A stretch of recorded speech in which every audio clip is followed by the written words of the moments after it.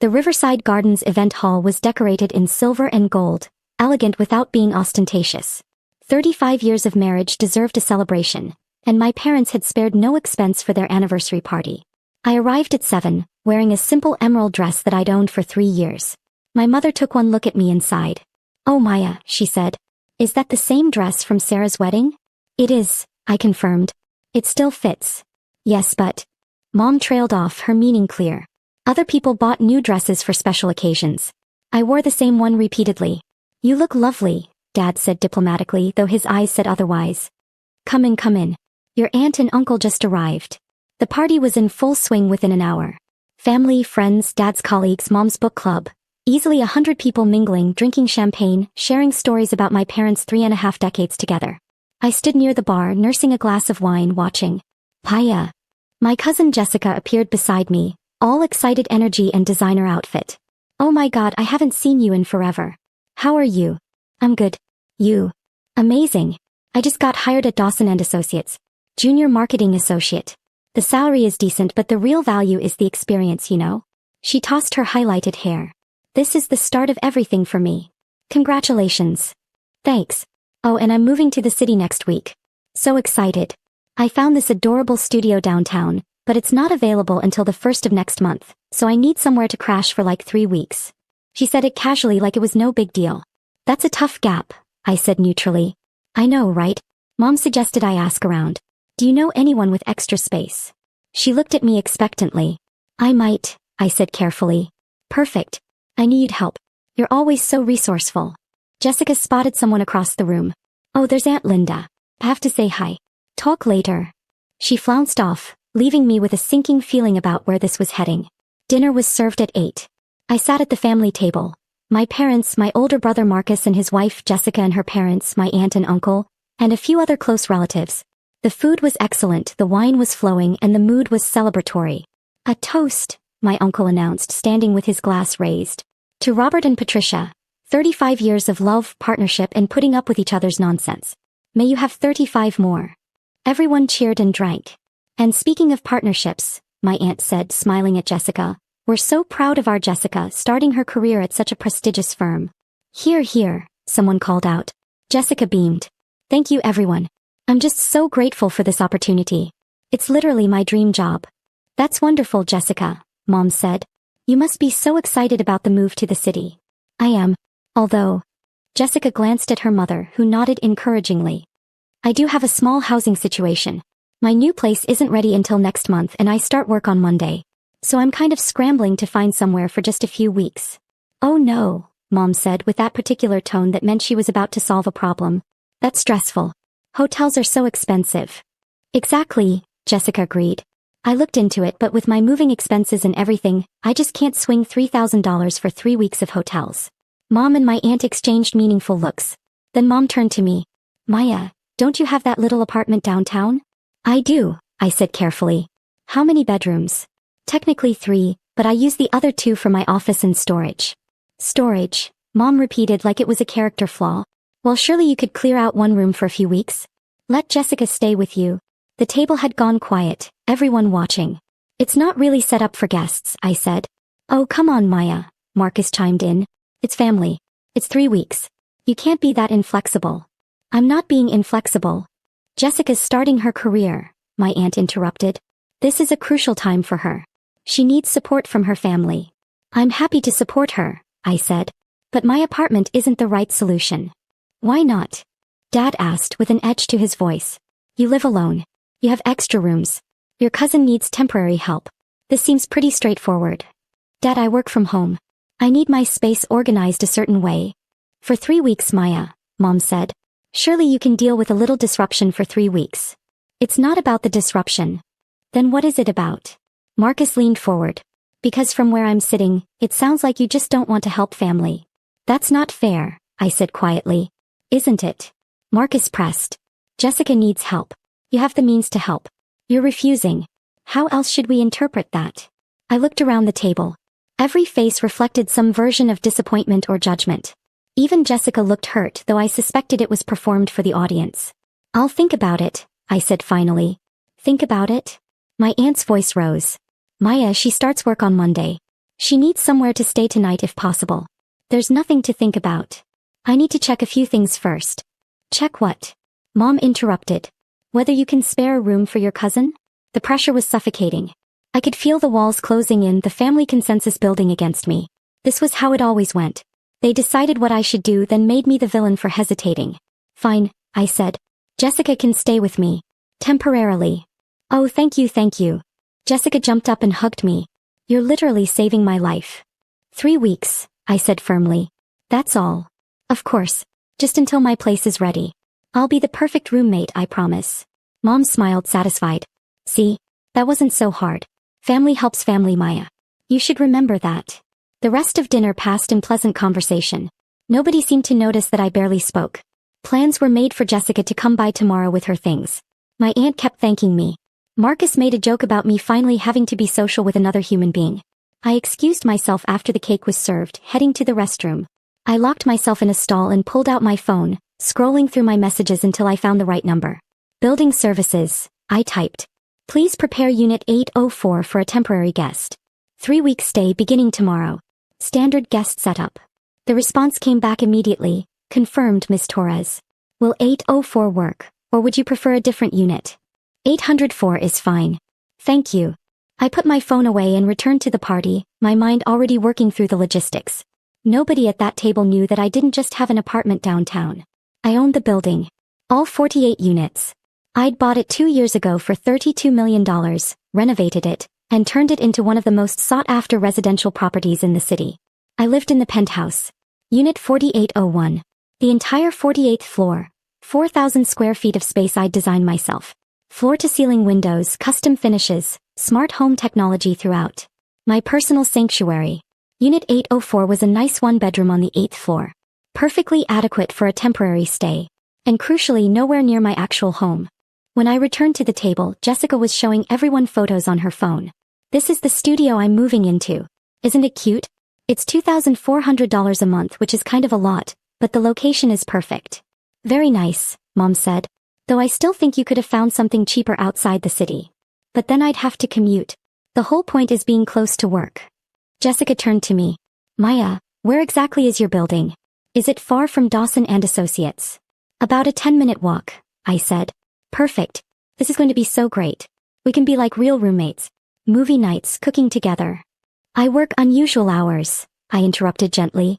I'll probably be pretty busy. Oh right. Your consulting thing. Jessica waved her hand dismissively. Mom mentioned you do something with computers?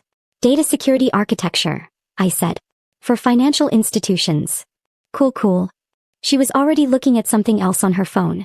Marcus caught my eye and smiled. Good for you, Maya. Doing the family thing. I know it's not your natural inclination. I didn't respond. The party wound down around 11. People hugged my parents, congratulated them again, drifted out to their cars. Jessica cornered me by the exit. So I was thinking, could I come by tomorrow around noon? That gives me time to pack up the last of my stuff from my parents' place. Noon is fine, I said. Great. Text me the address. I will. She hugged me again. Thank you so much, Maya. Seriously. You have no idea how much this helps. I drove home in my sensible 5-year-old Accord, the car my family loved to comment on. When are you getting something newer? Don't you want something with more features? That's a lot of miles for a car. They didn't understand that I preferred practical over flashy. That I'd rather invest my money than spend it on depreciating assets.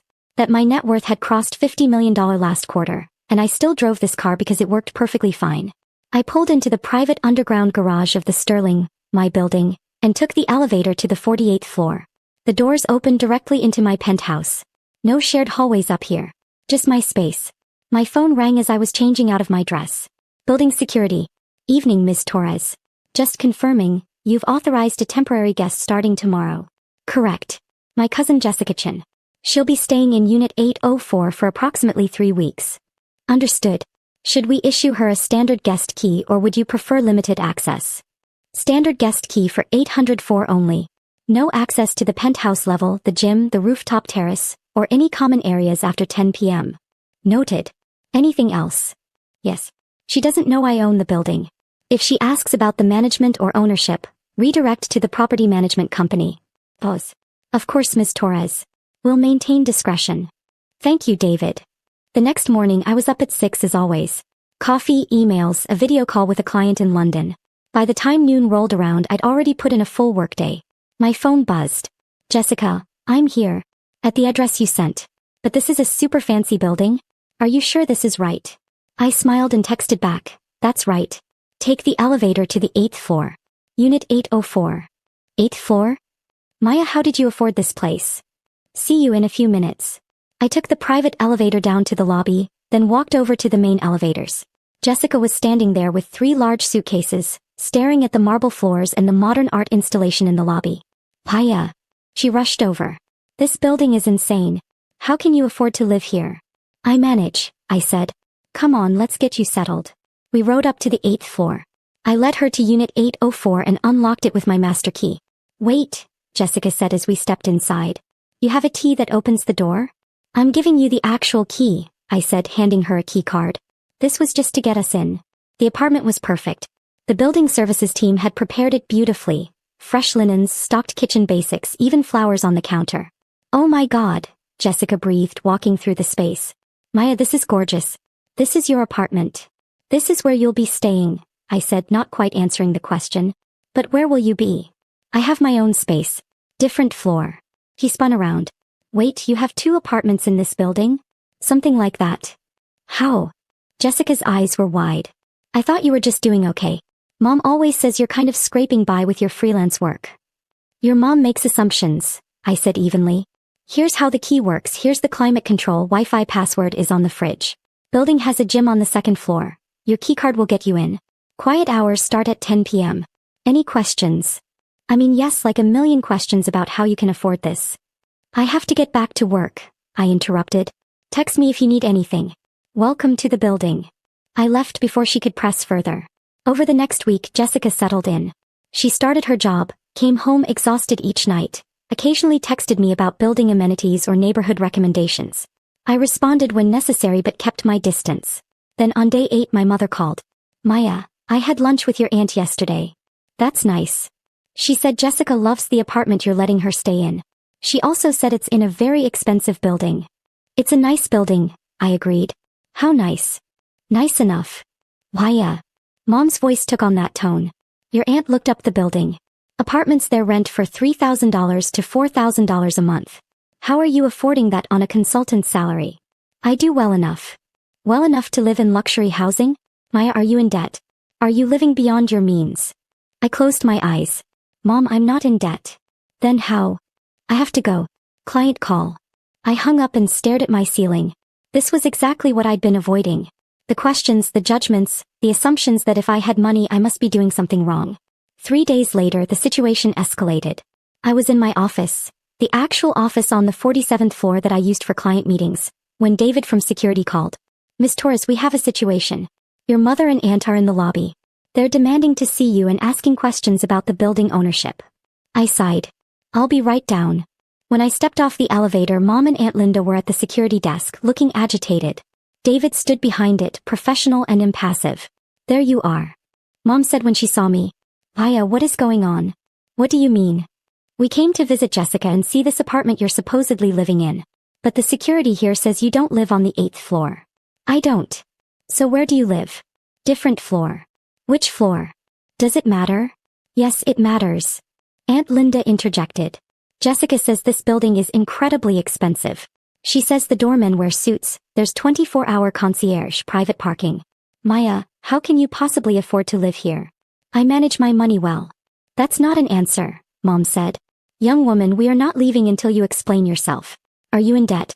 Are you doing something illegal? Where is this money coming from? People in the lobby were starting to stare. David caught my eye, questioning. I gave him a small nod. Ladies, David said, his voice firm but polite. If you could please lower your voices. This is a private residence. We'll lower our voices when we get some answers, Aunt Linda snapped. I'll provide answers, I said quietly. But not here. Mom, Aunt Linda, come with me. I led them to the elevator. Mom and Aunt Linda followed, still demanding explanations. I pressed the button for the 48th floor. The 48th floor? Mom said. Maya, this building is only... She stopped as the number continued climbing. Wait, is there actually a 48th floor? The elevator doors opened directly into my penthouse. Both women stepped out and froze. The space was stunning. I could acknowledge that objectively. The entire city spread out before us through floor-to-ceiling windows. The open-concept living area with its custom furniture and art collection. The gourmet kitchen with professional-grade appliances. The subtle luxury of every finish and fixture. "What is this?" Mom whispered. "This is where I live," I said simply. "You live here? In a penthouse?" "Yes." "How?" Aunt Linda's voice was barely audible. "I own the building," I said. "I bought it 2 years ago. I live here. Jessica is staying in one of my units 8 floors below. I've been managing this property, along with 3 others, as my primary business for the past 4 years." The silence was absolute. "You own this building," Mom repeated slowly. "This entire building. All 48 units, yes. But you're a consultant." "I'm a commercial property developer and investor. Data security was my previous career. I transitioned 4 years ago." "How much did this building cost?" Aunt Linda asked. $32 million. Plus another $6 million in renovations. Mom sat down heavily on my couch. $32 million. Yes. You have $32 million? I had $32 million 2 years ago. My portfolio has grown since then. How much has it grown? Aunt Linda pressed. Enough that I don't worry about money anymore. Mom looked up at me, her face pale. "When were you going to tell us?" "I wasn't planning to," I admitted. "I didn't think it was necessary." "Not necessary?" Mom's voice rose. "Maya, you're a multimillionaire." "Yes. And you let us think you were scraping by. You let us worry about you. You worried about me because you chose to," I said calmly. "I never said I was struggling. You assumed it based on how I live. My car, my clothes, the fact that I don't flaunt my wealth." "This is insane," Aunt Linda said. "Jessica is staying in your building? In one of your apartments?" "Yes. Unit 804 is one of my rentals. It's currently vacant, so Jessica using it for 3 weeks costs me nothing." "But you let us pressure you at the anniversary party," Mom said. "You let us guilt you into." She stopped. "You were never going to let her stay in your personal apartment, were you?" "No. You planned this from the beginning." "I planned to help Jessica while maintaining my privacy, yes." Mom stood up, pacing. "I don't understand. Why hide this? Why not just tell us you're successful?" "Because of this," I gestured at both of them. "This reaction. The moment people know you have money, everything changes. They treat you differently. They expect things. They make assumptions about who you are and what you owe them." "We're family," Aunt Linda protested. "Exactly," I said. "You're family. Which means you felt entitled to give away my apartment keys at a party without asking me first. You pressured me, guilt-tripped me, made me feel like I was being selfish for hesitating. You didn't respect my boundaries because you thought I had no power to refuse." "That's not what we were doing," Mom said weakly. "Wasn't it? You told me Jessica was starting her career and I was just surviving. Dad said she needed support from family. Marcus said I was being inflexible. None of you considered that maybe I had legitimate reasons for hesitation. You just decided I should help and bulldozed over my concerns." "We didn't know," Aunt Linda started. "You didn't ask," I interrupted. "In 4 years of me building this business, not one person in our family asked what I actually do. You all assumed I was struggling and stopped there. When Jessica asked where I lived, she assumed this building was beyond my means. When you looked it up, Mom, your first thought was that I must be in debt or doing something illegal. None of you considered that maybe I'm just successful." Mom's eyes filled with tears. "I'm your mother. I should have known. You could have known if you'd asked. But you were more comfortable with your narrative about me being the struggling artist with a computer hobby." "That's not fair," Aunt Linda said. "You deliberately hid your success from us." "I lived my life quietly. There's a difference." I walked to the window looking out at the city. "I don't drive a fancy car because I don't need one. I don't wear designer clothes because I don't care about labels.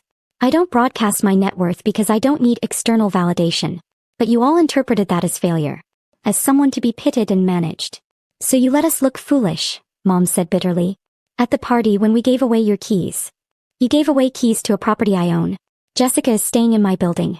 Nobody looked foolish except maybe me for not standing up for myself sooner." "Does Jessica know?" Aunt Linda asked suddenly. "That you own the building?" "Not yet. Though she's probably figured out something is odd about the setup." "You have to tell her." "Why?" "Because she's family. Because she deserves to know." "Does she?" I asked. "Or will it just make her uncomfortable? Will she feel obligated, embarrassed, pressured to leave early?" I gave her a place to stay. The details of ownership don't change that. Mom walked over to stand beside me at the window. "I feel like I don't know you at all. You know me, Mom. You just didn't know this part of me. Because you never looked for it.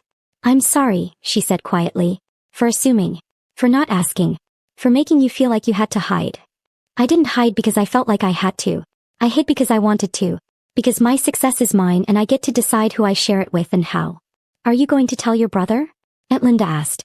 Your father. Eventually, maybe. When I feel like it. On my terms. I turned to face them both. Here's what's going to happen. Jessica is going to finish her 3 weeks here. She's not going to know I own the building unless you tell her, which I'm asking you not to do. After she moves out, you and I looked at Mom, are going to have a longer conversation about boundaries and respect and how we communicate going forward. And us? Aunt Linda asked. Do I just pretend I don't know? That's up to you.